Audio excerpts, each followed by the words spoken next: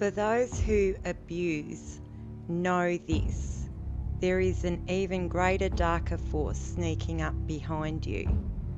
For those who are victimized, if you repeatedly allow your boundaries to be violated, then you are not a victim at all. Rather, you are an advocate of self-abuse. If you have watched this series from the beginning, you should now be seeing the pattern emerging.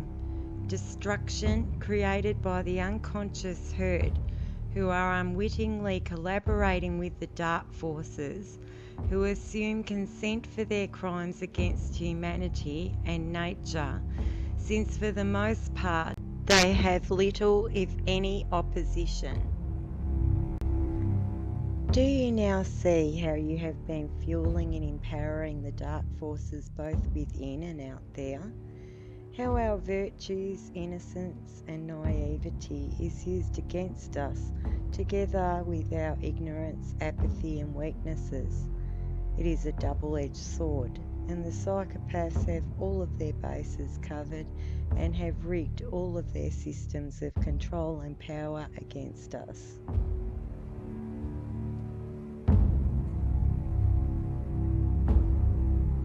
When you cast your vote in any political election, that vote merely goes to the left or right head of the same dragon. If the system is not rigged in favour of the beast, why then has no alternative party ever managed to conquer the red or the blue team in any country, despite the fact that the majority of the population are dissatisfied, totally disillusioned and completely apathetic about the whole political circus act? In Australia, voting is compulsory. If it wasn't, few would bother turning up at the booths on voting day because they prefer to be doing this.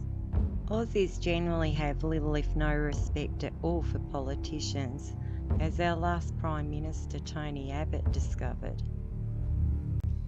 We are not only the most regulated country in the world, but subject to and oppressed by the most draconian laws, such as the VLAD anti-association laws, which resulted in this.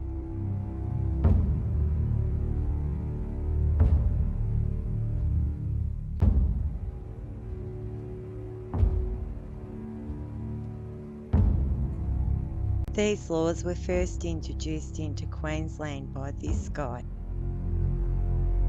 and his side schmuck, and have now been implemented across the whole country. Aussie civilians were disarmed in 1996. It was rather an easy feat for the tyrants, since history and warnings from the wise ones fell on deaf ears, and there was little resistance from the good people who just did as they were told and surrendered their guns.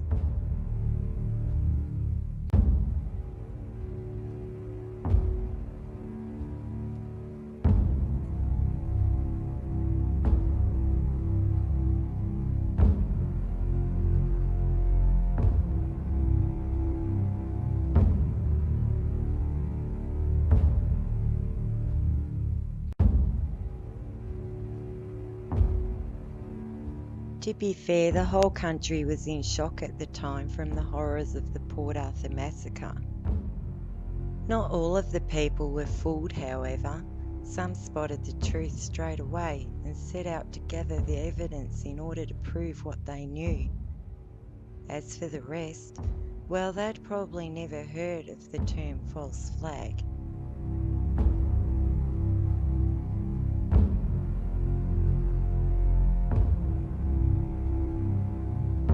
And who would ever believe or conceive of the idea that a maggoty little wimp like Johnny Howard could possibly be involved in conspiring in such a heinous crime? No, it was easier to believe that the half-wit Martin Bryant did it just as the official story was spun. Of course, we can always dismiss anything as sheer coincidence.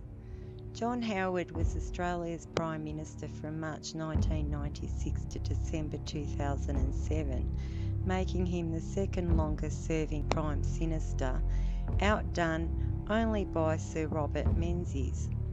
During Howard's term, numerous tragic events occurred, including the Bali bombings, which was immediately followed by the introduction of the anti-terrorist laws.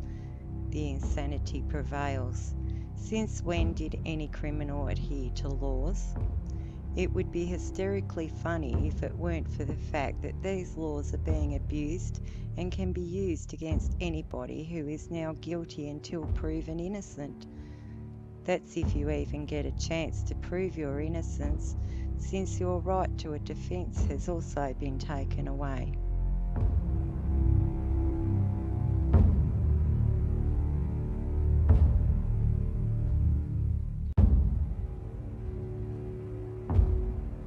Sincere about the threat of terrorism, or he's lying just so he can pass draconian laws.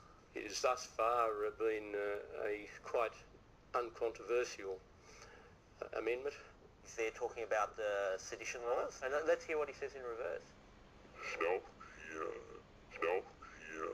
Dark fear. The next thing is John Howard talking about being able to imprison terrorists without charges. An amendment that effectively substitutes the definite article. And backwards? They name innocent.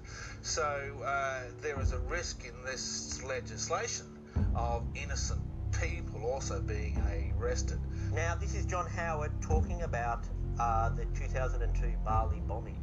Was its inclusion along with a number of other tourist and cultural locations. And backwards? Yeah, looks like it's tourist. They will fuck the tourists. Let's call it for what it is, shall we?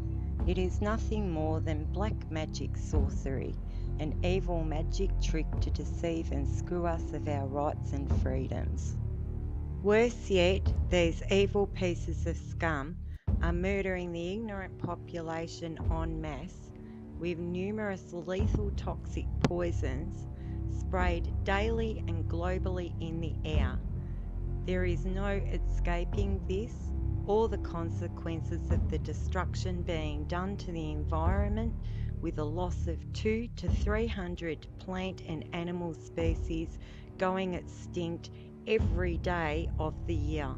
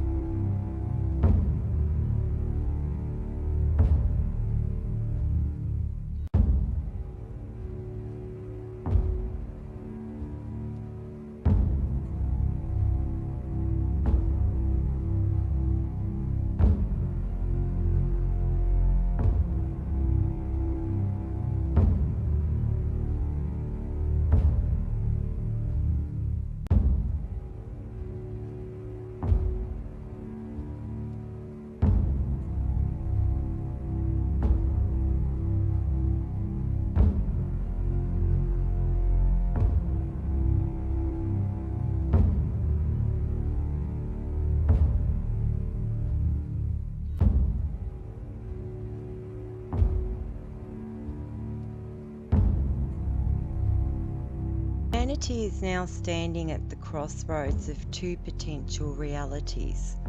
The psychopaths intend to plunge the world back into the Dark Ages, a period in which humanity's level of consciousness had fallen so low that the masses were literally living in the dark, void of education, knowledge and power. Life was brutal and short-lived. As with the cycles of the seasons, life and death, etc., humanity's consciousness is subject to precessions and declines. Currently we are in a precession cycle and headed into the Golden Age, which coincides with the age of Aquarius. It is in this Golden Age that humanity's consciousness will be elevated to unlimited potential, with all possibilities experienced as the norm. The psychopathic control freaks of the world are well aware of where humanity is at in our evolution, and it is in this golden age of higher consciousness and unlimited potential that they are working overtime to prevent. Think about just how much we could achieve in this world if we were not consistently restrained and subjected to endless government controls on everything we do, the extortion, waste and plunder of our resources. They are so insane that they actually do think that they can beat and control nature and natural evolution, and worse, they think that they can achieve this without dire consequences. They are giving it their best shot too, and in the process they have put the whole planet in jeopardy. Psychopaths are by nature destructive destroyers, so what do they care? If the truth be known, they are also the most fearful of all. Control freaks, like all brutes, are no different to frightened little animals. They may hide behind scary masks, power trips and control tactics, but beneath the cloak is really a very vulnerable beast, one that has more than everybody else to lose. The more power and wealth you have, the harder the fall when you lose it, and that is both their greatest fear and their biggest weakness. For as long as the masses continue to ignore reality, deny the pervading existence of the evil, is acquiescent with corruption, complicit with abuses, and the religious continue to sit around waiting in vain for their Saviour Christ to return, the greater the odds of survival will be stacked against you. Think about it. Christians have been waiting in vain for 2,000 years for Christ's return. In the meantime, hundreds of generations have come and gone, and millions have been slaughtered along the way. A rational mind would have accepted the error in his belief system eons ago.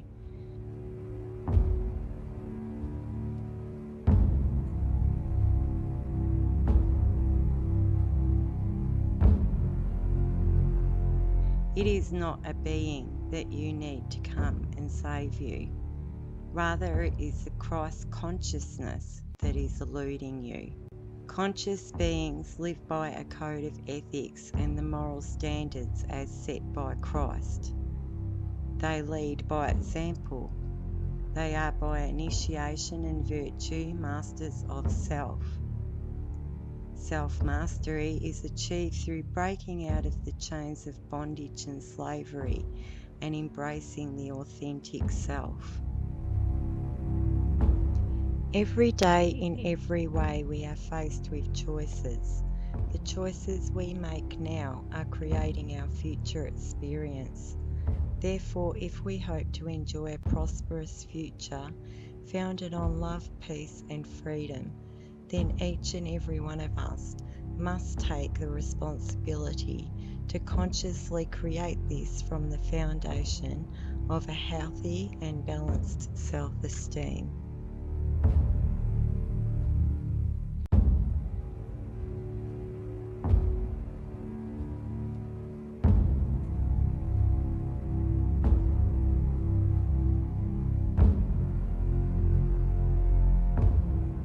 Conscious individuals empowered with healthy levels of self-esteem are subservient to no one.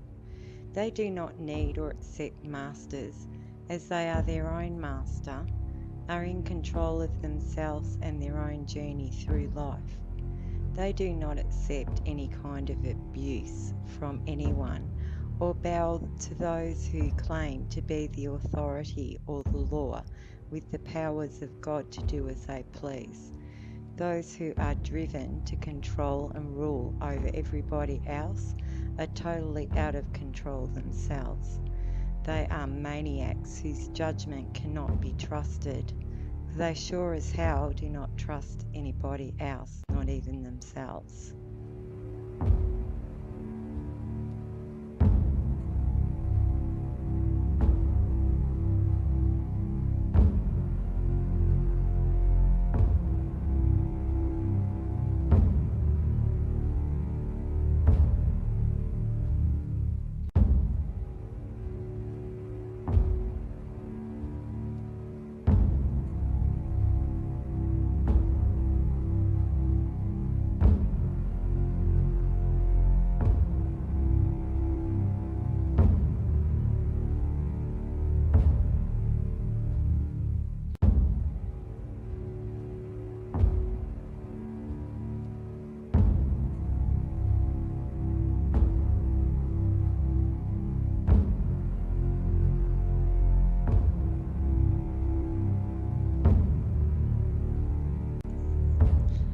Love is ultimately both the answer and the solution to reclaiming our power, saving ourselves and our world from imminent destruction.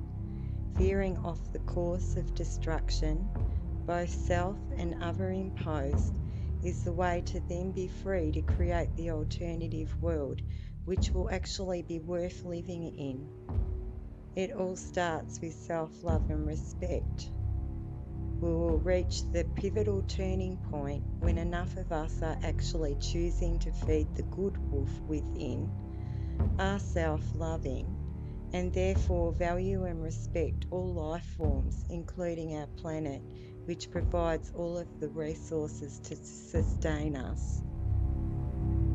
In essence, we are all spiritual beings having a human experience, one that we are all still learning to orientate and master.